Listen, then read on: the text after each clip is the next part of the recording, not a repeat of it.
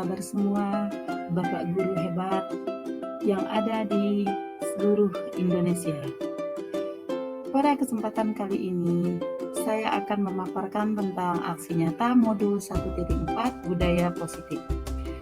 Saya sendiri, Yayi Dwi Astuti, CGP Angkatan 6 berasal dari Ketapang, Kabupaten Ketapang. Saya akan memperkenalkan fasilitator saya, Pak Karyat Haryana, dan pengajar praktik saya, Bu Hasanah, dan calon guru penggerak Angkatan 6 saya sendiri, Yayi Dwi Astuti. Adapun rancangan tindakan untuk aksi nyata saya dengan latar belakang, pada umumnya setiap murid tidak suka dengan yang namanya peraturan. Apabila mereka melakukan pelanggaran, maka hukumanlah yang mereka dapatkan, di mana sebuah hukuman cenderung akan mempermalukan dirinya. Tujuan daripada aksi nyata yang saya buat pada kali ini yaitu menciptakan murid yang merdeka dan disiplin diri yang kuat, menumbuhkan budaya positif di sekolah dengan meyakini nilai-nilai kebajikan universal. Tolak ukur terbentuknya keyakinan kelas melalui kegiatan kesepakatan kelas yang dilakukan wali kelas dan siswa. Siswa mampu menerapkan dan menjalankan keyakinan kelas yang telah dibuat. Adapun langkah-langkah yang akan dilakukan dalam penerapan budaya positif, berkomunikasi kepada kepala sekolah untuk menjelaskan pentingnya budaya positif dan memperkenalkan kurikulum merdeka yang berlandaskan dengan profil pelajar Pancasila. Mengumpulkan rekan kerja untuk mengenalkan pemahaman materi tentang budaya positif, keyakinan kelas, dan restitusi. Berkoordinasi dan berkolaborasi dengan wali kelas untuk membuat keyakinan kelas di kelas masing-masing. Memantau, merefleksi, dan mengevaluasi keyakinan kelas yang telah dibuat. Demi terselenggaranya budaya positif di lingkungan sekolah, dukungan yang dibutuhkan yaitu dukungan dari kepala sekolah, rekan guru, serta murid, agar tindakan yang telah disusun dapat dilakukan secara lancar dan menyeluruh. Sarana prasarana untuk menumbuhkan budaya positif di sekolah. Orang tua dalam melakukan budaya positif di rumah. Berikut merupakan kegiatan diseminasi di sekolah mengenai pemahaman dan pengalaman budaya positif. Sebelum itu, memperkenalkan tentang Merdeka Belajar dan profil pelajar Pancasila. Yaitu di pemecahan kasus dalam kedisiplinan sosial, ya. Dalam arti di sini kedisiplinan sosial yang pernah terjadi, yang akan biasanya kita alami di sekolah, ya. Kasus itu kasus, jangankan kita sesama guru, kita dengan murid hari-hari, ibu, ya. Dari segi siswa yang nakal, yang tidak mendengarkan, itu dah kasus bagi kita. Menghukum, ini bu, dilema kita semua. Kadang-kadang kita tuh kan lebih kepada menghukum, ibu, termasuk saya. Berarti membuat siswa itu merasa bersalah. Nah, di sini rupanya itu tidak boleh terjadi. Di dalam cari apa penyebab anak itu dan apa yang membuat dia seperti itu. Hanya itu. Kesalahan terlibat dalam kesalahan kita sebagai guru hanya membuat dia sadar, nanti ada uraiannya.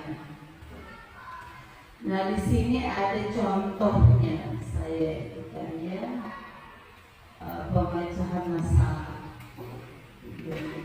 dari pengawas juga, tapi dia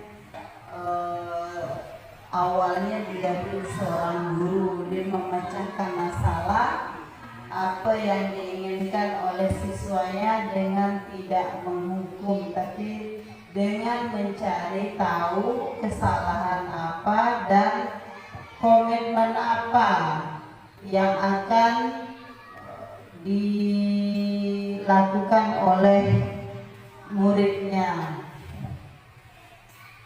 Cuman memang mendengarkan cerita beliau, jadi di sini bagaimana kesepakatan kelas itu dilaksanakan. Biasanya kesepakatan kelas selama ini kita hilang untuk membuat kesepakatan kelas dengan siswa. Jadi begitu nanti, tapi nanti ini bakal kita itu kan di semester 2 kan, kita masuk awal itu kan awal semester. Nanti di situ kita bersama-sama siswa melakukan kesepakatan kelas. Dari di situ kita tulis apa yang diinginkan mereka dalam kesepakatan kelas itu. Bukan kita yang satu misalnya, kita harus begini, kalian harus begini, enggak. Tapi dia sendiri yang menulis kesepakatan kelas itu, misalnya sopan santun, tanggung jawab. Tapi dari mereka sendiri, biarkan dia yang menulis kesepakatan kelas itu. Kemudian dari kesepakatan kelas itu bisa kita tempelkan di kelas kita. Jadi kalau dia lupa dengan apa yang udah dia inginkan sendiri, maka di situ kita bisa mencari tahu mengapa bisa lupa dengan kesepakatan yang udah dibuatnya sendiri. Nah, dari situ dia secara itu Bu, secara berjalan secara langsung, tidak ada tekanan dari kita, tidak ada hardikan dari kita, dia akan menyadari bahwa dia melakukan kesalahan, dia melanggar kesepakatan kelas itu. Jadi dalam kurikulum Merdeka, kalau ingin kita mendisiplinkan sosial, kita harus membuat kesepakatan kelas dulu dengan anak didik kita, murid kita.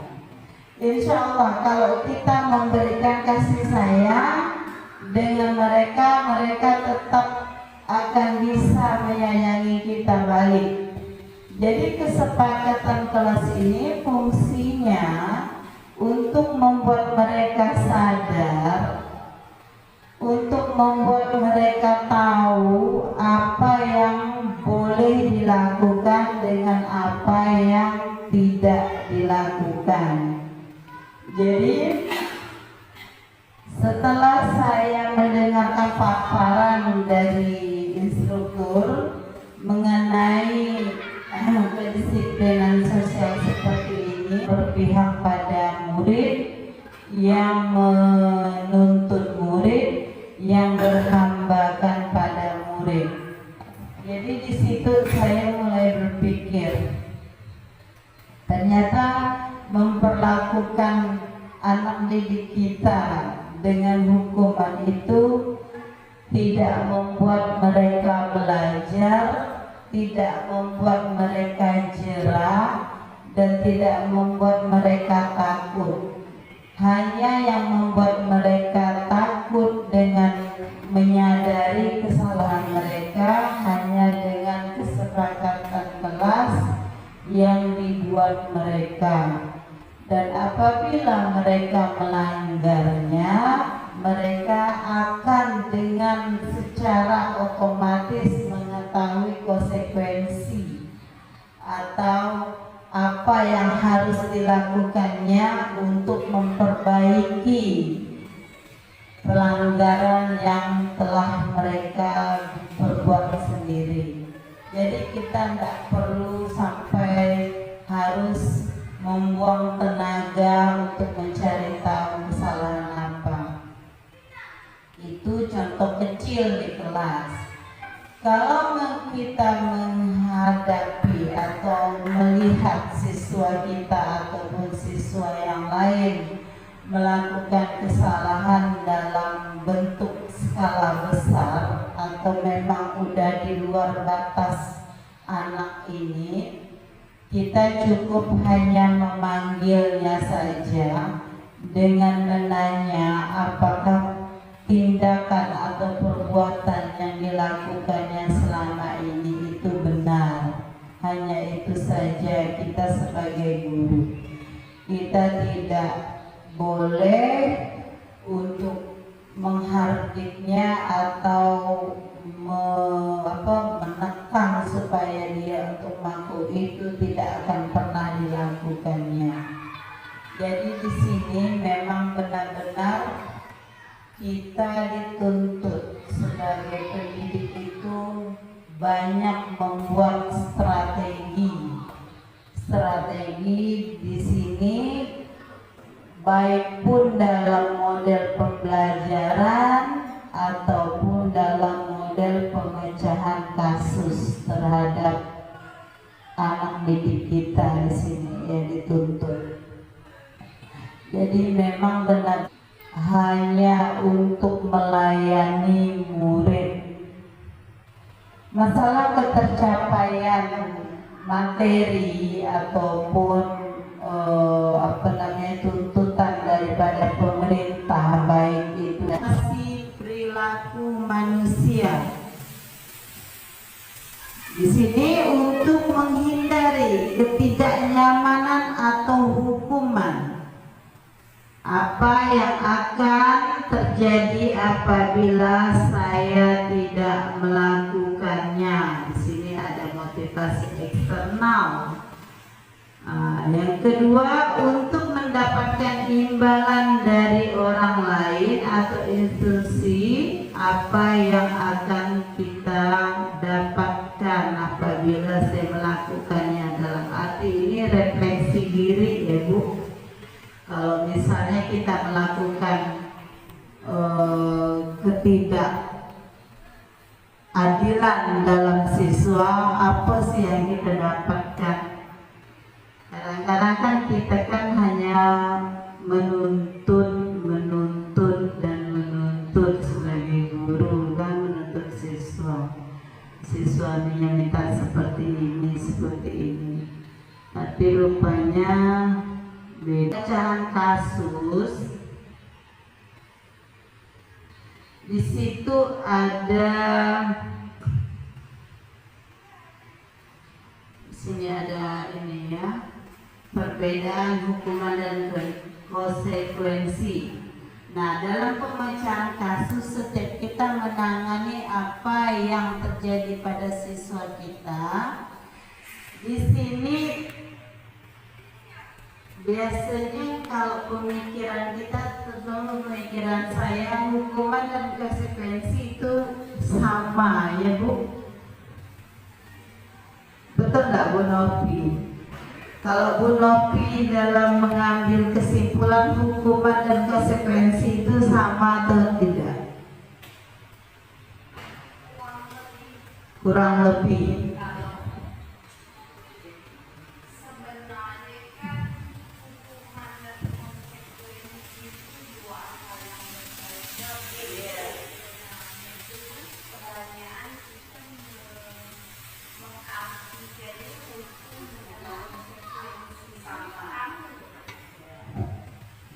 Iya, betul Bu Novi. Jadi di sini perbedaan hukuman dan konsekuensi itu udah jelas.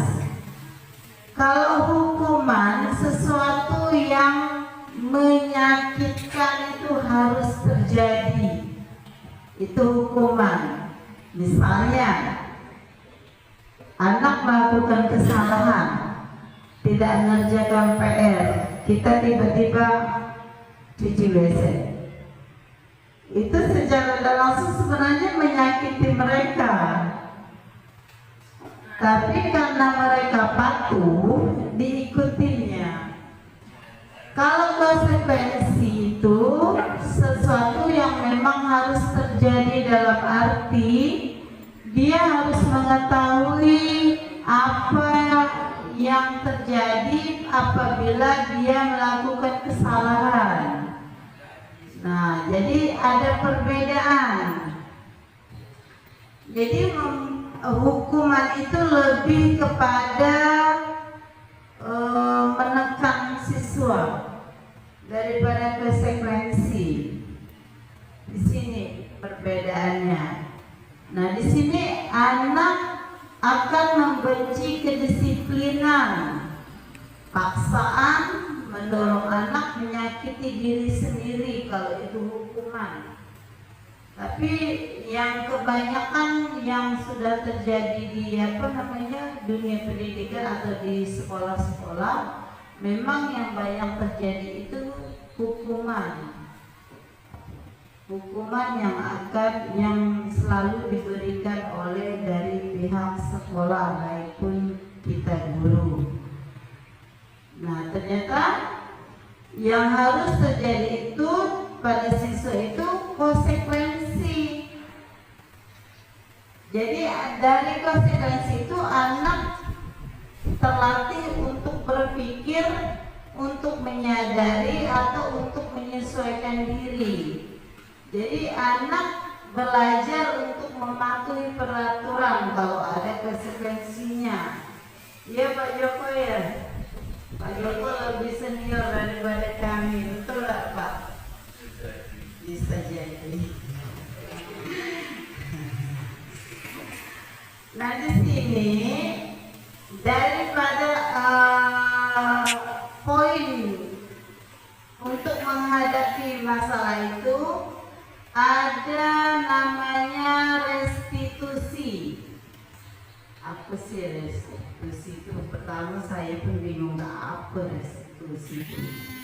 Jadi restitusi di sini adalah proses menciptakan kondisi bagi murid untuk memperbaiki kesalahan mereka sehingga mereka bisa kembali pada kelompok mereka, dalam arti kelompok yang mana seharusnya mereka berada, dengan karakter yang terpandang di diri mereka itu lebih kuat. Restitusi juga merupakan proses kolaboratif, istilahnya bergaul, yang mengajarkan murid untuk mencari masalah atau mencari jalan keluar untuk masalah yang mereka hadapi. Itu restitusi. Jadi di sini membantu murid berpikir tentang orang seperti apa yang mereka inginkan menjadi tujuan mulia dan bagaimana mereka harus memperlakukan orang lain. Nah, ini poin daripadanya, Ibu ya. Nah, di sini ada identitas gagal. Nah, hukuman termasuk dalam identitas gagal. Di sini ada identitas sukses. Ini menurut penelitian di beberapa tingkat sekolah ada konsekuensi dan restitusi, tapi yang lebih kepada yang yang lebih positif untuk mendisiplinkan siswa itu ke restitusinya. Konsekuensi itu netral. Nah, ciri-ciri daripada restitusi. Jadi Saya di sini hanya memaparkan atau mengenalkan ciri-ciri restitusi di sini. Bukan untuk menebus kesalahan, namun untuk belajar dari kesalahan. Dalam arti kalau menebus kesalahan artinya balik lagi ke hukuman. Tapi di sini untuk belajar daripada kesalahan, restitusi ini. Jadi anak itu, cara kita memecahkan masalah pada anak itu agar membuat dia tahu dia belajar apa yang udah menjadi kesalahan yang diperbuatnya. Yang kedua, memperbaiki hubungan baik dengan guru maupun sesama temannya apabila dia melakukan kesalahan.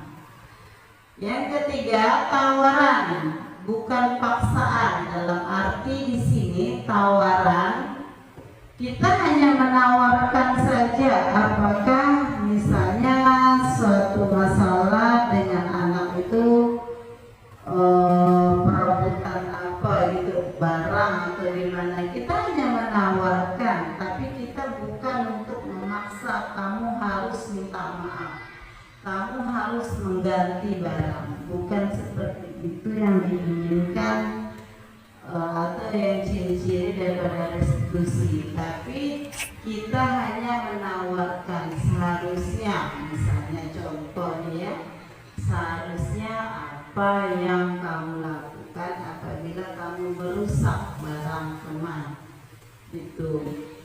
Yang keempat, restitusi menuntun untuk melihat ke dalam diri, merenungi dalam dirinya sendiri.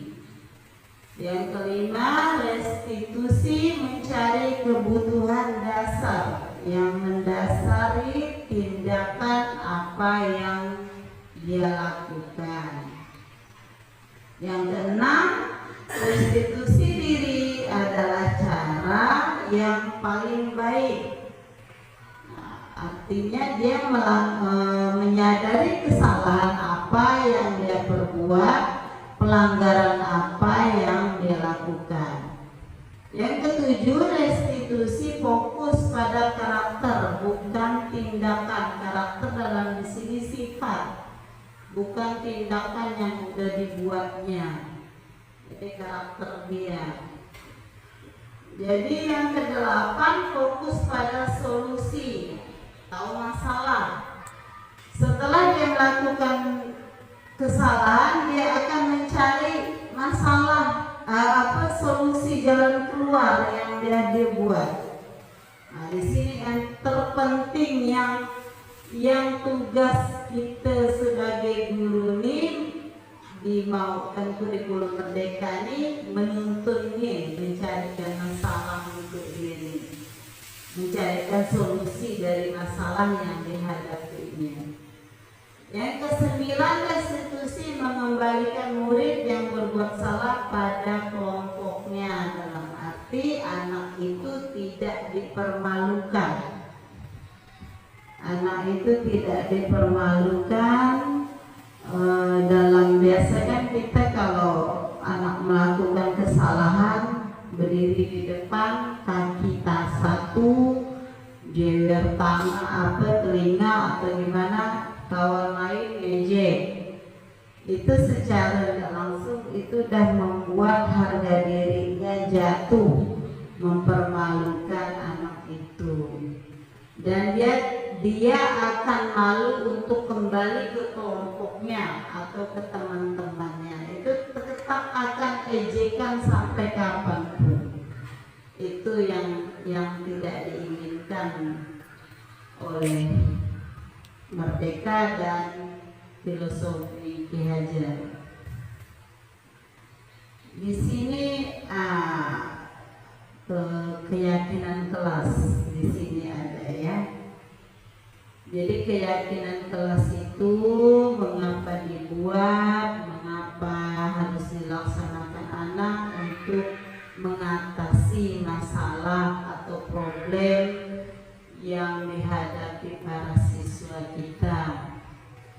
sini ada budaya positifnya. Kita lanjut. Keyakinan kelas sama juga dengan kesepakatan kelas. Nah, contohnya seperti ini, Bu. Kami guru dan murid yang saling menyayangi. Ini bukan kita yang menentukan ya Bapak Ibu. Bukan kita yang menentukan, tapi mereka sendiri yang menulis. Kita hanya pandu kesepakatan seperti apa yang diinginkan mereka di dalam kelas, dalam proses pembelajaran maupun di lingkungan sekolah. Nah, di sini sebagai contoh, kami guru dan murid saling menyayangi. Artinya di dalam kelas tidak ada pertengkaran, tidak ada saling menyakiti. Kami murid yang semangat belajar, kami murid yang peduli dengan teman-teman. Dari kesepakatan kelas mereka yang buat sendiri, mereka harus mempertanggungjawabkannya.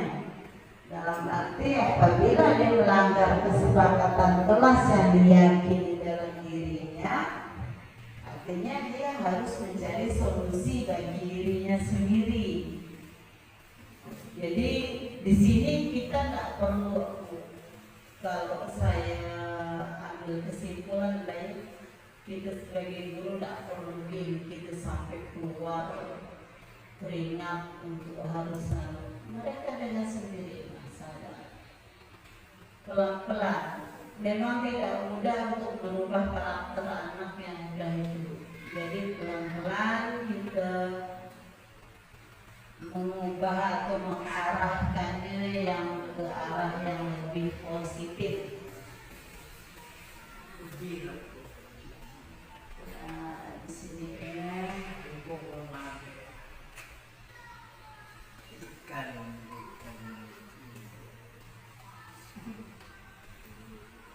di sini ada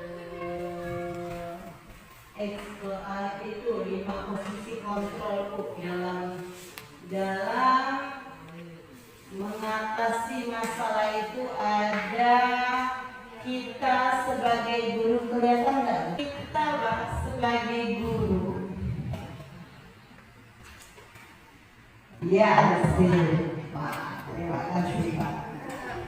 Di sini ada 5 posisi kontrol kita sebagai guru. Kita di bagian mana nih? Coba Ibu baca, Bapak baca, kita posisi kita di mana nih? Kalau saya sih sebelum saya mendengar ini, saya di kolom penghubung. Kolom penghubung. Karena dulu-dulunya tegang setiap menghadapi siswa kalau melakukan kesalahan. Jadi inilah kontrol yang harus dimiliki guru. Apakah kita sebagai penghukum, membuat orang merasa bersalah, atau kita sebagai teman, pemantau dan manajer. Nah, di sini kalau sebagai penghukum, guru akan berbuat misalnya kalau salah, menghardik, menunjuk, menyakiti, menyindir. Nah, kalau itu rasa saya poin saya duluan itu. Terus dengan perkataan guru akan tidak melakukannya, awas ya, rasakan, awas ya. Ancaman. Kan biasa itu kan yang kita itu penghukum. Kebanyakan guru yang sebelum mengetahui ini tetap sebagai penghukum, termasuk diri saya. Jadi hasil daripada kita di posisi penghukum itu akan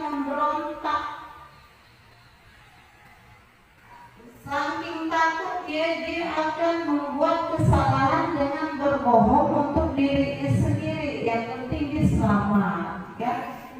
Yang penting selamat. Yang penting tidak dihukum ibu, tidak disuruh.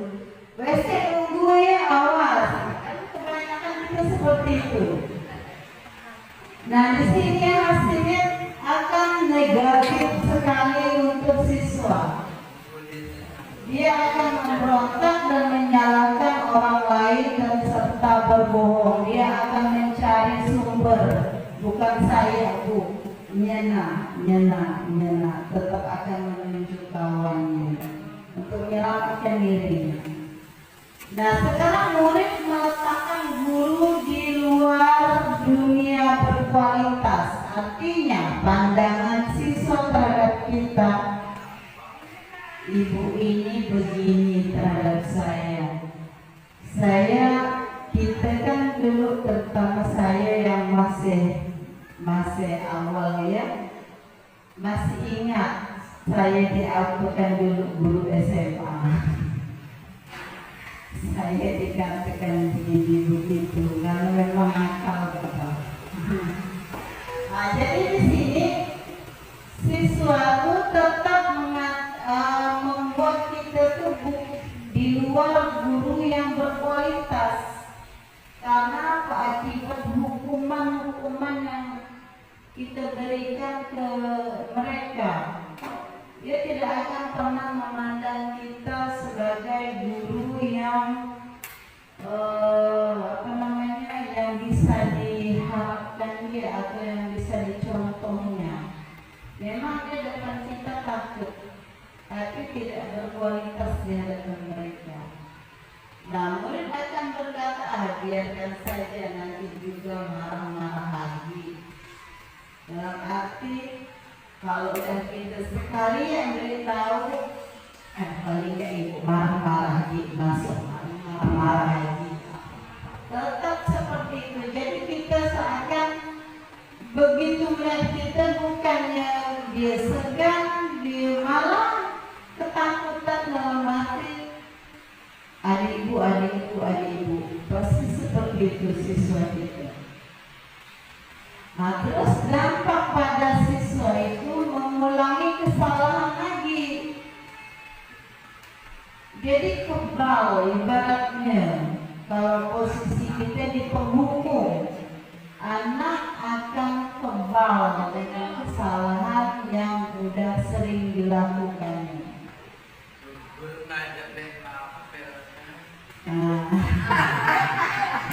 Itu kasus besar ya Pak ya, kasus besar Mabel.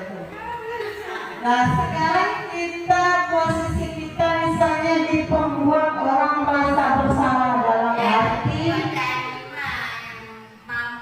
mampu ngadepin.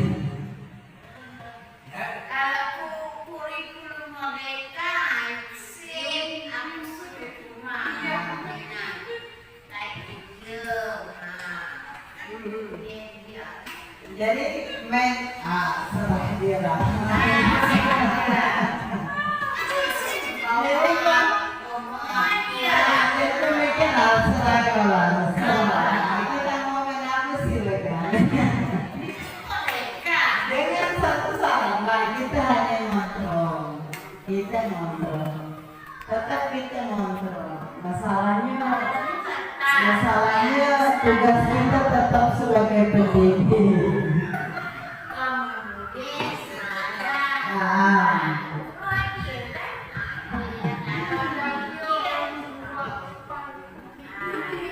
Di sini dulu kita lanjut ya. Di sini membuat orang merasa bersalah dalam arti kita begitu menemukan kasus berceramah. Misalnya aku buat kamu tidak masih dengan ibu nih. Itu membuat mereka tuh merasa bersalah. Kalau tegalaku ibunya lalu kena begini ya. Jadi saat guru udah hamba, misalnya Mapel nih ya, contoh Abdul Mapel yang kau buat, ada malah saya ibu dan mbak, itu membuat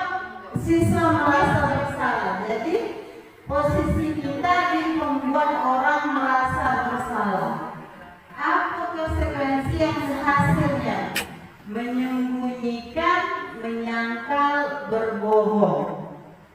Kurang lebih balik dengan penghukum, tapi dengan cara halus bahasanya. Kalau merasa bersalah, dia tetap akan melakukan menyembunyikan atau menyangkal atau berbohong. Dia tidak akan pernah mau jujur.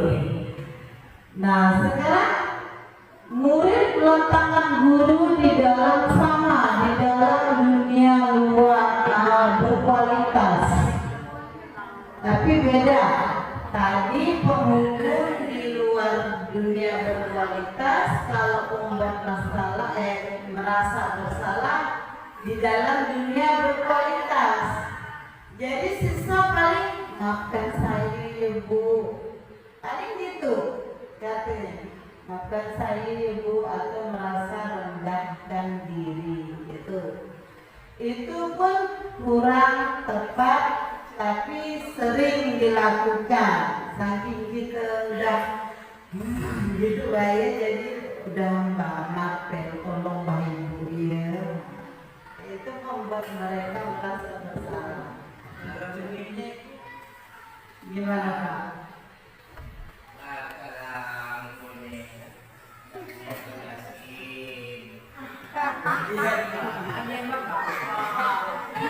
Itu namanya mengancam.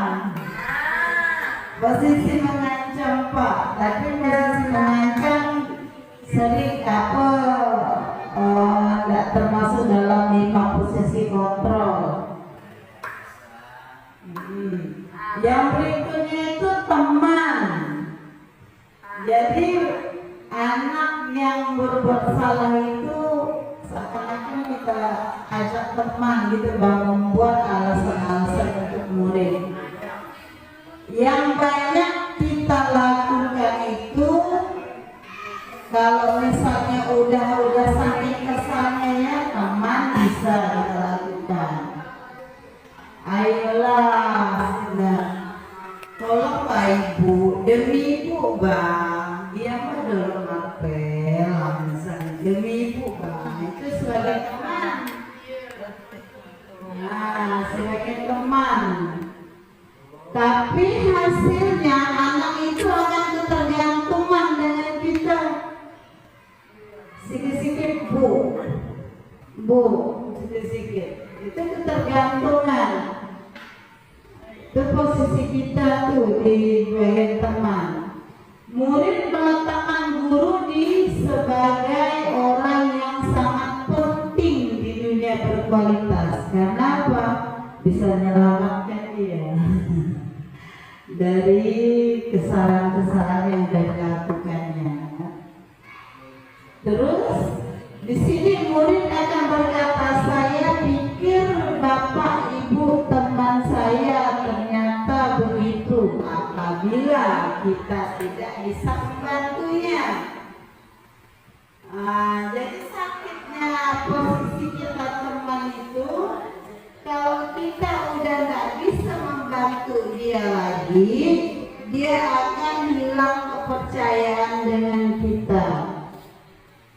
Jadi akan dampaknya bagi murid itu akan lemah, tidak mandiri dan bertergantungan.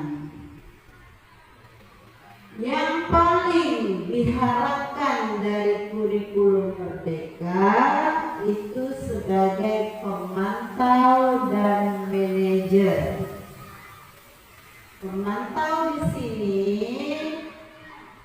begitu kita menghadapi kasus, itu kita ukur, kita hitung, kita lihat sebesar apa kasusnya, terus kita ingatkan kembali ke mereka apa peraturannya, menyesuaikan diri, bila diawasi, itu pemantau yang paling tepat. Tapi kita butuh strategi, butuh kerja keras dan berpikir keras juga kalau untuk pemantau. Kalau manajer itu kita sudah perbaiki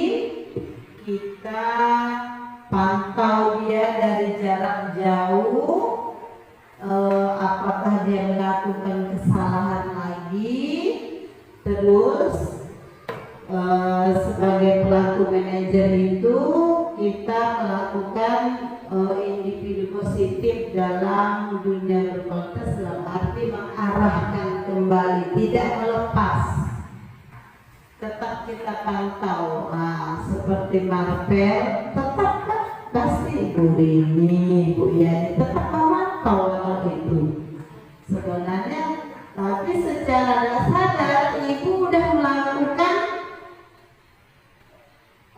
posisi kontrol, memantau. Pasti tujuan ibu marpel lagi, kan marpel lagi itu udah mantau, pada hanya sedikit diarahkannya mah. Kalau posisinya ibu udah lari ke posisi kontrol.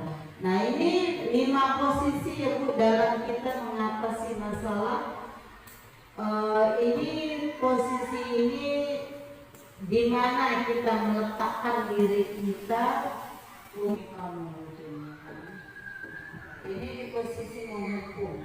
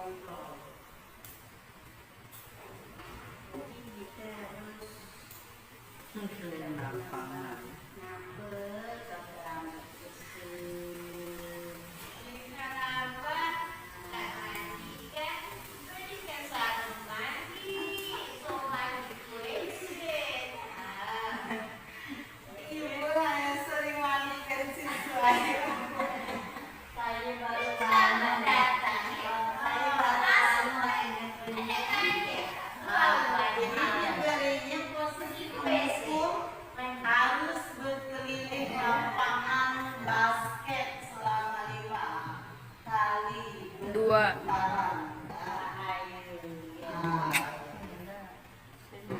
Sisi merasa bersalah. Ini posisi membuat merasa bersalah. Jadi dengan kata lemah lembut, tapi dia merendahkan dirinya supaya anak itu menyadari kesalahan, tapi membuat anak ini merasa bersalah. Berarti gurunya itu darah tinggi,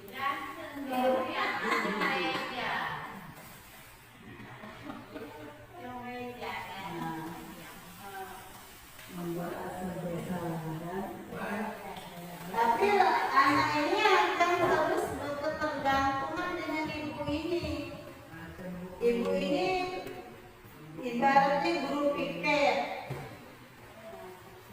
Jadi piket keterlambatan, daftar keterlambatan dia nanti di atas ibu ini. Jadi ketergantungan terus.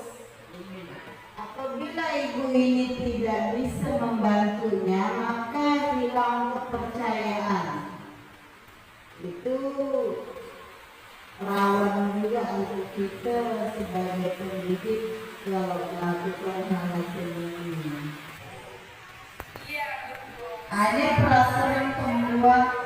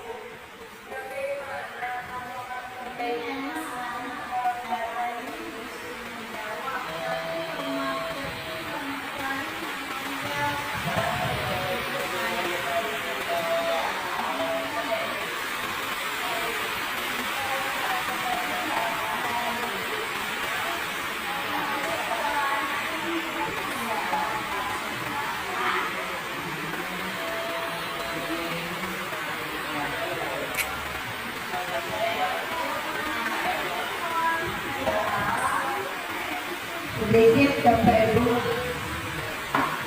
dari kasus ini posisi kontrol kita di posisi mana?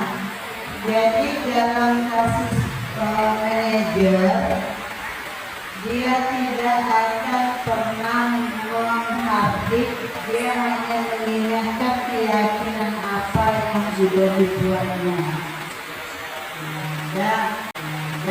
Dari pemaparan yang saya lakukan atau perkenalkan kepada kita semua, apakah ada pertanyaan bagi Bapak Ibu ini? Iya, terima kasih.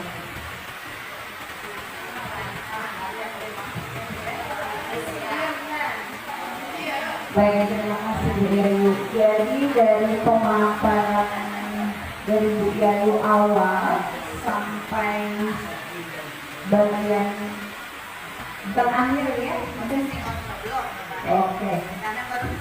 Nah, artinya sampai pada posisi kontrol, artinya kalau saya menyimak, artinya guru sendiri yang harus mengintrospeksi diri yang pertama. Mungkin selama ini kita yang kurang mendengarkan anak murid. Yang pertama, kurang mendengarkan. Kedua, mungkin dari segi hukuman dan konsekuensi kita tadi dua hal yang berbeda. Kalau hukuman ini kan sanksi, artinya intinya hukuman ini sifatnya menyakiti anak. Sebenarnya bukan menyakiti secara fisik, bisa juga secara verbal dan sebagainya. Kemudian kalau untuk konsekuensi tersendiri itu kan akibat sebenarnya, akibat dari tindakan yang dilakukan oleh anak. Jadi menurut saya anak ini harusnya diberi pengenalan apa itu arti konsekuensi. Jadi biar dia paham, maklum ya, karena anak SD ini kadang dia tidak paham apa itu hukuman, apa itu konsekuensi. Kemudian ini ada satu pertanyaan yang mau saya tanyakan. Kalau jenis kita ini kan dari dulu pun kalau melakukan sesuatu itu memang terkadang diberi hukuman, bukan sesuatu yang aneh lagi, memang udah terbiasa. Tapi kalau seandainya jenis hukumannya seperti ini, anak tidak mengerjakan PR atau tidak menulis, katakan kita beri hukumannya jenisnya anak kita suruh menulis kembali, misalnya menulis saya tidak mengerjakan PR. Nah itu bagaimana tanggapan dari budaya sendiri? Itu yang pertama. Kemudian untuk selanjutnya yang tadi mengenai tentang perkataan ini ya, biasanya kalau kita hukuman tuh awas ya, kalau nggak ngerjakan PR besok jadi di depan kelas. Kita kan bisa mengubah dari jenis ucapan yang kita ucapkan, memilih kalimat yang mungkin agak lebih halus, jadi anak mendengarnya tidak merasa tersakiti dan terintimidasi. Cuman terkadang apa yang mau kita praktekkan ini tidak sesuai dengan yang ada di lapangan. Anak-anak ini kadang-kadang kita keras salah, kita halus salah. Kadang kita halus itu dia makin tambah memuncak. Luar biasa itu. Ada yang kadang-kadang sambil ngolok-ngolok. Kita tuh seperti tidak dihargai sebagai guru. Karena seperti itu. Terus lagi ya.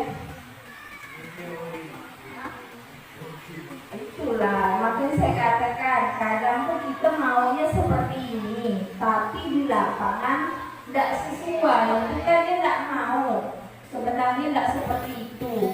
Kadang-kadang maksud kita memberi hukuman pun bukan untuk menyakiti anak, tapi supaya anak tuh ada efek jerak. Oh, kalau saya melakukan ini, besok saya mungkin disuruh ibu. Cuman kadang-kadang anak-anak ini begini, sekali dua kali suara kita ini masih lembut, masih halus, tapi dia tuh tidak menanggapi kita, kadang-kadang tidak mau mendengarkan kita, makanya tiba-tiba kita meninggikan suara, tapi bukan maksudnya kita mau mengintimidasi atau menyakiti. Itu saja. Terima kasih. Ya, terima kasih Bu Nopi atas uraian dan sekaligus pertanyaan. Ya betul apa yang dikatakan Bu Nopi, dalam teori ini di kurikulum Merdeka itu memang guru yang lebih banyak merefleksi diri, dalam arti dari segi pengajaran, pendidikan ataupun laku tingkah pendidik itu sendiri terhadap siswa.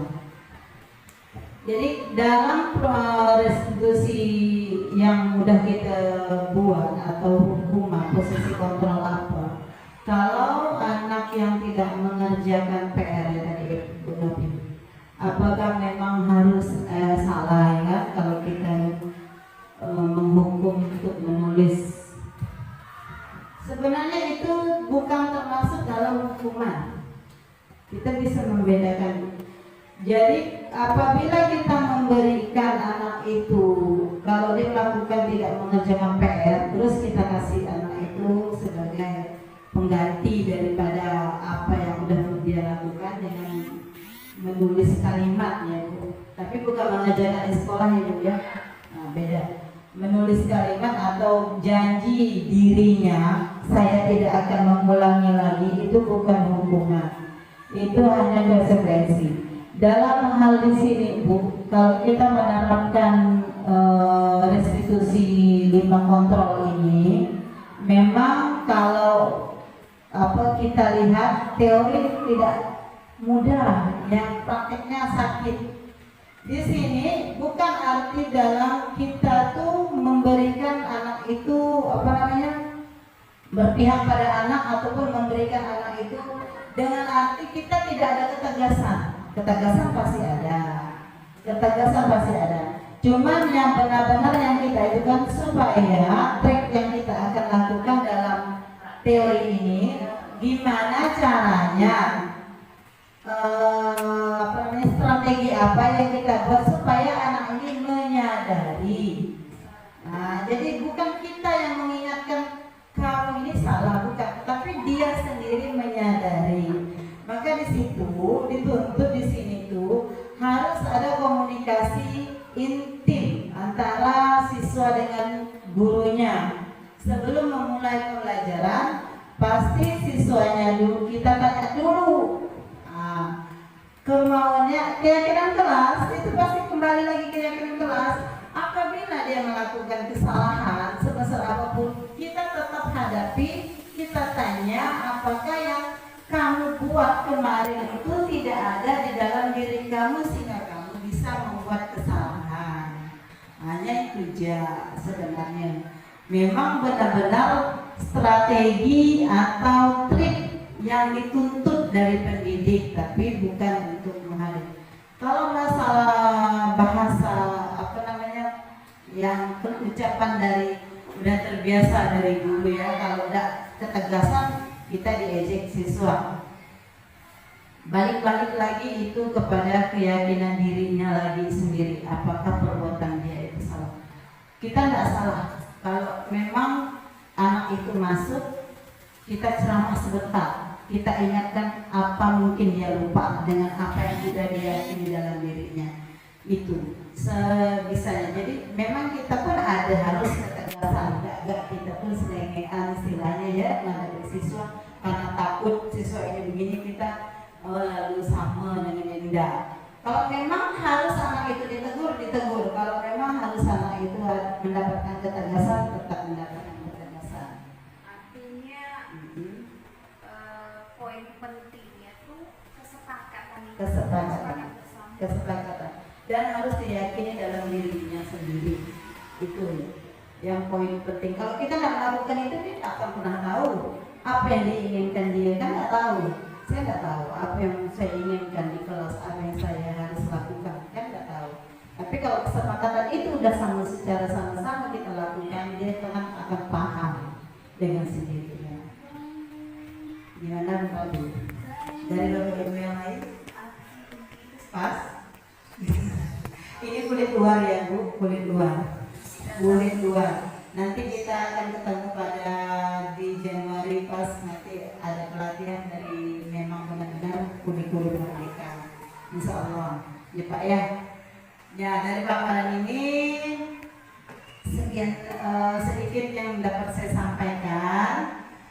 Mudah-mudahan ini menjadi pandangan atau refleksi bagi diri kita sendiri. Memang ini teori, prakteknya kita belum bisa menjalankan perlahan-lahan. Jadi ini hanya pembuka pemikiran kita saja sebagai pendidik untuk mengatasi siswa. Nah, saya akhiri dulu ya sampai sini berbaginya, pembuka pemikiran kita dan mengenalkan daripada kulit luar dari kulit-kulit merdeka yang tidak lepas dari profil pelajar Pancasila. Kurang lebih saya mohon maaf dan terima kasih kepada Bapak Kepala Sekolah yang sudah memberikan saya kesempatan dan guru-guru yang sudah mau ikut berbagi dengan saya. Saya akhiri, wabillahi taufiq wal hidayah. Wassalamualaikum warahmatullahi wabarakatuh. Waalaikumsalam. Saya Karyo, saya sedang tidak dihukum ibu gara-gara sering ngobrol dan bermain di kelas. Saya hanya diingatin saja untuk tidak mengulanginya lagi. Saya